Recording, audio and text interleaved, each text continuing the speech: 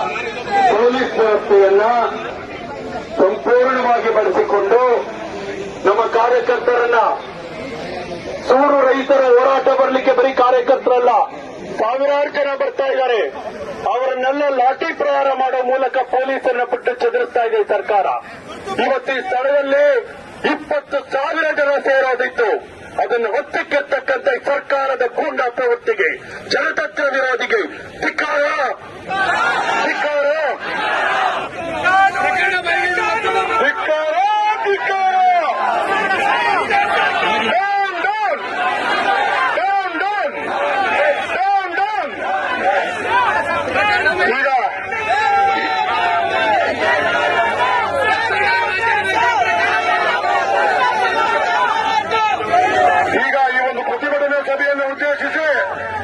ಕರ್ನಾಟಕ ರಾಜ್ಯದ ಮಹಿಳಾ ಮೋರ್ಚಾದ ಅಧ್ಯಕ್ಷ ಆಗಿರ್ತಕ್ಕಂಥ ಶ್ರೀಮತಿ ಮಂಜುಳಾ ಅವರು ಮಾತನಾಡಬೇಕಂತ ಕೋರ್ತಾ ಇದೆ.